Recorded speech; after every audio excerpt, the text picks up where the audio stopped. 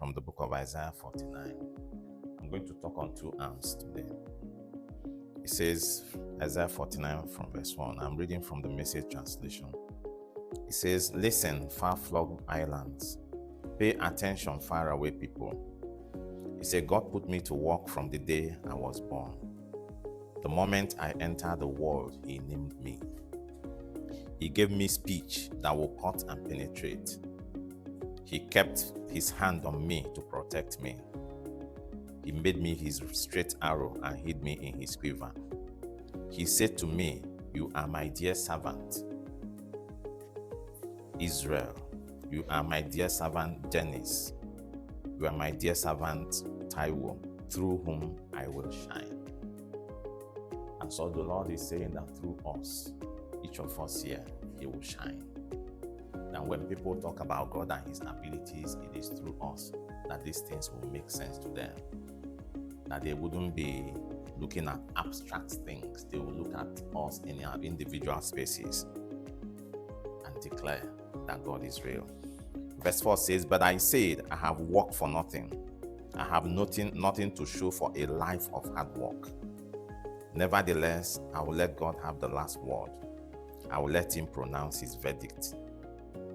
And now," God says, "this God who took me in hand from the moment of birth to be His servant, to bring Jacob back to Him, to set a reunion for Israel. What an honor for me in God's eyes, that God should be my strength." He says, "But that's not a big enough job for my servant Dennis, nor my servant Taiwo, just to recover the tribes of Jacob, merely to round up the strays in CU. He says, I am setting you up as a light for the nations, so that my salvation becomes global." So, He's saying it's not just for us to have influence in our immediate spaces, where you have few hundreds, maybe a few thousands. He says, I am setting you up as a light for the nations, so that my salvation becomes global.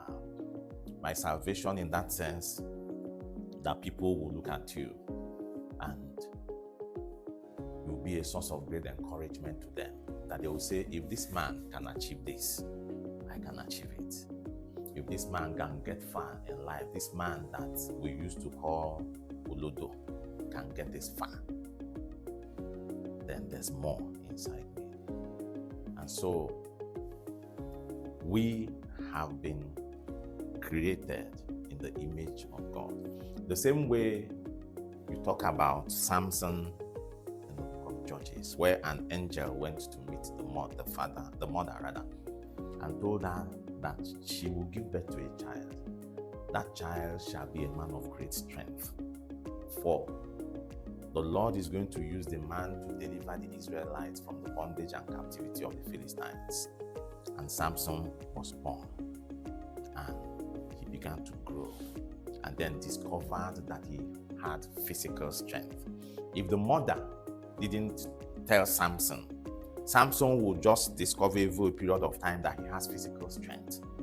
He wouldn't know that before he came to the earth, those attributes have been deposited inside of him for a special purpose. But because the mother had that information ahead of time, when he sees the young man doing certain things, he understands that that is who he is. The same thing applies to John the Baptist and the rest of them. And so you find out that if the eyes of the parents of certain young people, the eyes of the parents of Elon Musk, Mark Zuckerberg, and the rest of them were opened, just like the eyes of Zacharias when John the Baptist came, they would have had an insight of who their children are. The same thing applies to you, applies to me. That the same way Steve Jobs in his space was doing things, and the products that came out of his life are global. That same potential lies in you. That's the point I want to make this morning. That potential lies in you. But we need to get up and begin to engage. There are certain things that will interest you that will not interest me. There are certain things that I get involved in, and I ask myself, why am I doing this thing? And then when you stop, you find out that you kind of lose your peace. Those are the things that have been deposited inside of you. Those are the things that are designed to make your life, give your life a meaning. And when you move from them over a period of time, something brings you back. When you move from them, something brings you back. The things you do effortlessly. They locked the gate because they wanted to arrest Samson. He got the gate and carried the gate effortlessly and moved on. He didn't have to exert energy because the capacity was built. So there are certain things we do effortlessly. Those are pointers. Certain things that attract us. That's one arm of the thing. So why I pointed this out is that we need to see ourselves from the end, not where we are. And what it will do is that it will help us in our decision-making processes. As we make decisions, let's think long term. Let's think long term. I was telling them yesterday morning in our Bible study class that about certain things that happened many years ago, and then somebody stepped in and make sure that experience was erased. So I told them that if tomorrow I come up to contest for an elective position, when my competition begins to dig, they won't find that record because it is non-existent. Somebody had wiped it off. That is part of our identity in Christ. Now, if I knew at that point that this is the future, this is what my life is going to be, that I'm going to occupy a position of authority, and that when I begin to reach out for this, some people will begin to dig into my ground, I wouldn't make those kind of mistakes because I know that I'll be sabotaging my future. It's not that God didn't want me to get that far, but due to ignorance, I took steps to sabotage it. And so in whatever thing that we're doing, let's think long term, because there are certain steps, certain decisions you will make today that might sabotage the future. That's one arm, what I want to talk about this morning. The second arm is something that we are all conversant with. That I went to the internet, I was just looking at social media, and then I saw a shoe that I liked. I clicked on the shoe. And then over a period of time, I realized that I began to see shoes. Shoes began to pop up, different ones. That even the first one that I clicked became something of no importance compared to the ones I was seeing. And that is because there's an intelligence behind that.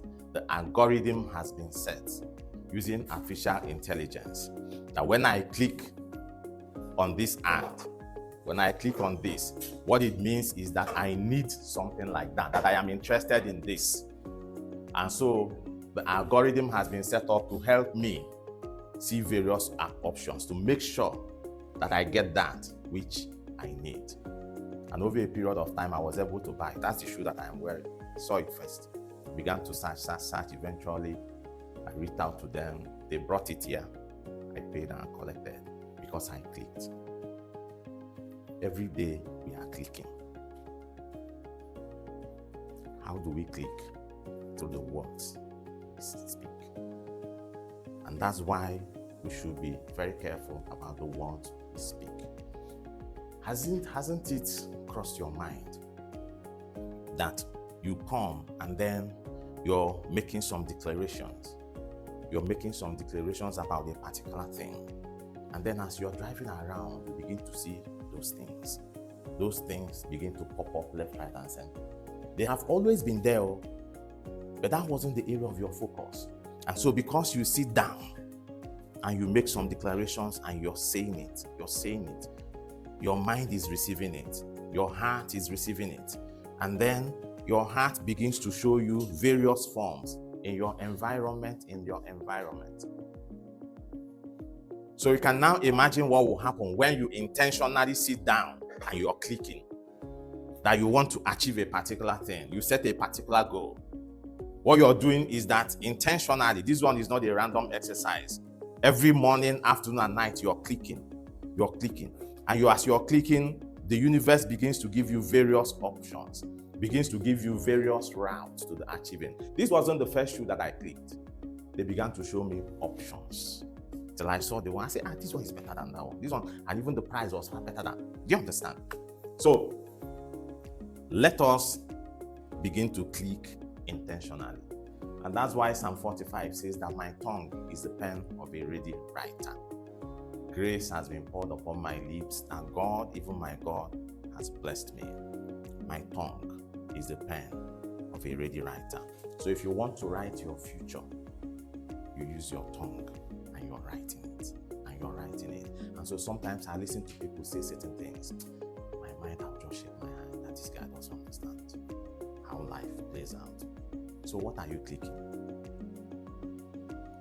And so after you have clicked, you see that a lot of things begin to pop up.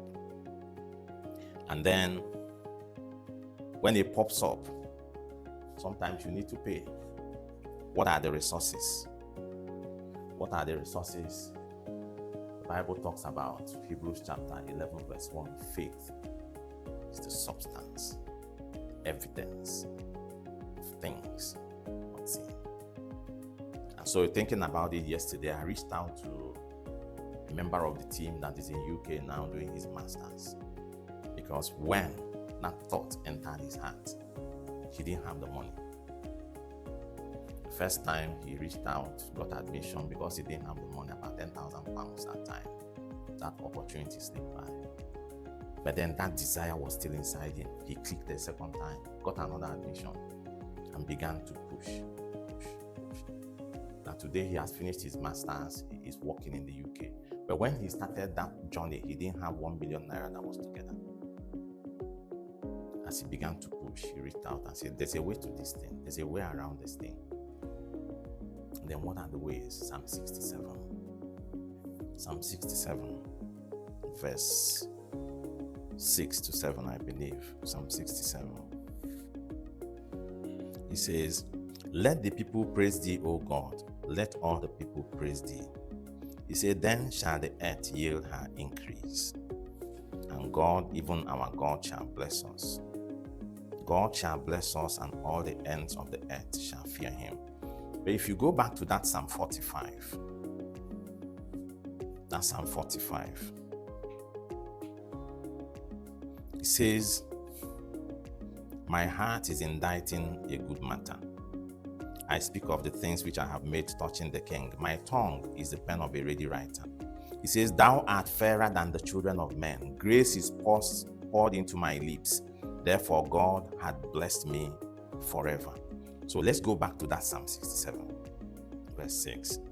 He said 5. He said, let the people praise thee, O God. Let all the people praise thee. Then shall the earth yield her increase. And God, even our God, shall bless us. God shall bless us, and all the ends of the earth shall fear him.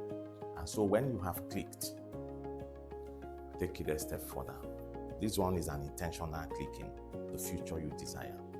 You open your mouth and you begin to give God thanks. As you're doing this, don't forget the place of your imagination. So you begin to give God thanks. What happens is that the earth begins to yield its increase. That the same way the internet began to show me different types of shoes, the earth begins to create the opportunities, relationships, ideas, concepts, insights, thoughts. For Okey, as he was checking, he began to see, I have a relationship with this person. He begins to look, opens up, he says, I can get scholarship. The earth begins to give you the necessary information, the knowledge that you need to continue and then to excel in that thing. And over a period of time, you look at it and you realize that this thing I thought was impossible has been achieved. And that is why Philippians 4:13 says, I can do all things through Christ that strengtheneth me. What will he strengthen you with? Everything you need. For Samson, it was physical strength, and he was always there. For you, it might be wisdom, it might be knowledge, it might be a relationship that will come into your space and ensure that that which you have clicked and you are focused on comes to pass. So finally, we'll look at 2 Corinthians chapter 3, verse 18. It talks about the place of imagination. It says, we all with an open face, beholding as in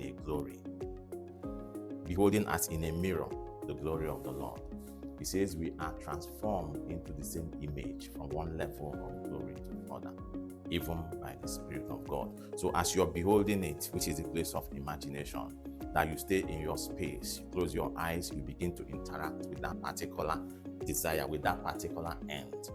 You say there's a transformation. There's a transformation. You begin to understand that, no. There are certain things I cannot do now that 5 years ago I would do, even last year, even January.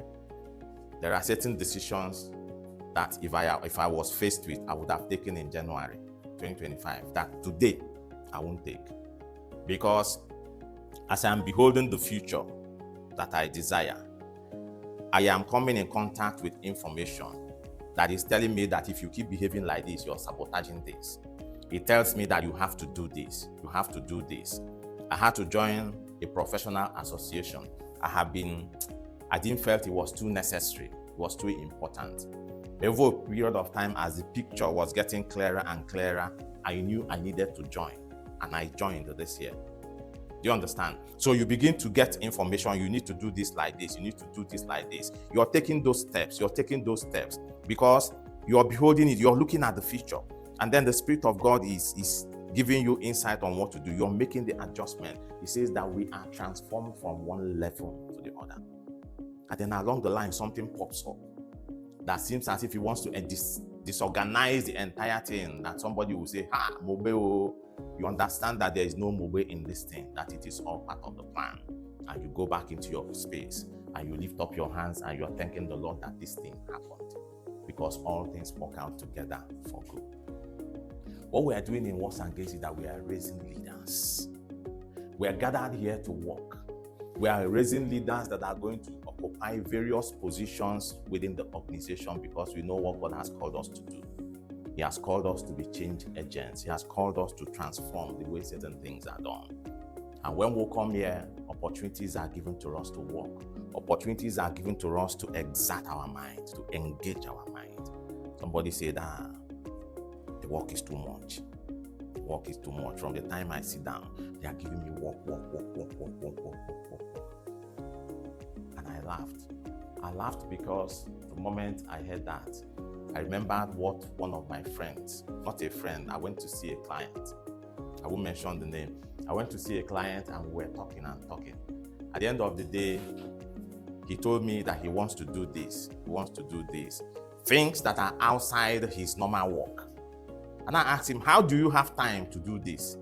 He said, when I was working in this particular organization, they never allowed us to rest. You work and work and work. That over a period of time, I had built up myself. And so when I came here, the work that I have to do on a daily basis, I find out that before 12, I have finished it. And so I realized I have so much time. And so instead of wasting my life, I said, okay, let me engage on this. And so when I travel, I see things, I come back and I begin to implement them. What people call side hustle. Because he built up his capacity. He said that time, I'll tell myself that these people are slave masters. He said, but today, I realize that they have built up my capacity. That things that will take others hours, I do them under 1 hour. And I have a lot of time to play around on the things I really want to do. And so when somebody comes and you're giving work, we say, these people, they actually pay. What they are doing is that they are increasing your capacity to do more in a short time, to do more in a short time, to do more in a short time, so that you can have more time for other things. That is part of the growth process. So Farouk sits down and he's using our data to watch from one video to the other. Give him work. And if he rushes and finishes it, and he's looking at the video. And then we'll look at it and say, look, this boy will fail if you stay here and live just like that. Because the 400 men that followed David, the Bible says that they were discontented, men of no repute. Nobody classified them as anything. But by the time David came back to the city, they became the mighty men of David. So which means David trained them. They followed the things that David, and then they were able to develop themselves. And so we said we have to develop this boy. If we leave him, we will fail. And so we said, okay, where do we start? We said, okay, let's bring him to CPS. Let's start giving him designs. And then he would do and fail, he would do and fail, do and fail. And then we kept rushing him on. That one of the programs we are doing is the design that Farouk did, that we're using. Send them, they say, this one is good, make this modification. And then he made the modification, and then it was approved and we started posting on our platforms. And like last month, Farouk couldn't have done that. He would have been sitting down, watching one video, watching one skit, watching one other thing and laughing, the way he normally laughs. But he has channeled that energy and he can begin to do one or two things, and we'll give him more work. Because it will get to a point that you see the design that he did, you won't be able to differentiate it so much between that and Jason did. So he should be ready for more work. The same thing applies to everybody. There's a future. The plan that God has for us is a global plan. And these are all part of the process. So let each of us think global. In your thought patterns, think global. If you're working on a design, ask yourself, this design, if it is presented alongside one that some other person in a more developed organization did, will my own stand a chance? Because these are the people we're competing with. If you're building a website, designing a code, will this my code stand? If you're running an ad, will this ad stand? When it is lined with other ads that were done in various agencies, will my own be able to breathe? Because those are the people competing with as an organization. Those are people you're going to compete with on the global space. Haven't taken note of the fact that he gave us his word. I will need to read it as I round up now. In Isaiah 49. I've read it before. Isaiah 49 in the Message translation. It says, from the book of Isaiah 49, I'm going to talk on two arms today. It says, Isaiah 49 from verse 1. I'm reading from the Message translation. It says, listen, far-flung islands. Pay attention, faraway people. He said, God put me to work from the day I was born. The moment I entered the world, he named me. He gave me speech that will cut and penetrate. He kept his hand on me to protect me. He made me his straight arrow and hid me in his quiver. He said to me, you are my dear servant, Israel. You are my dear servant, Dennis. You are my dear servant, Taiwo, through whom I will shine. And so the Lord is saying that through us, each of us here, he will shine. That when people talk about God and his abilities, it is through us that these things will make sense to them. That they wouldn't be looking at abstract things. They will look at us in our individual spaces and declare that God is real. Verse 4 says, but I said, I have worked for nothing. I have nothing to show for a life of hard work. Nevertheless, I will let God have the last word. I will let him pronounce his verdict. And now, God says, this God who took me in hand from the moment of birth to be his servant, to bring Jacob back to him, to set a reunion for Israel. What an honor for me in God's eyes, that God should be my strength. He says, but that's not a big enough job for my servant Dennis, nor my servant Taiwo, just to recover the tribes of Jacob, merely to round up the strays in CU. He says, I am setting you up as a light for the nations, so that my salvation becomes global. So, he's saying it's not just for us to have influence in our immediate spaces, where you have few hundreds, maybe a few thousands. He says, I am setting you up as a light for the nations, so that my salvation becomes global.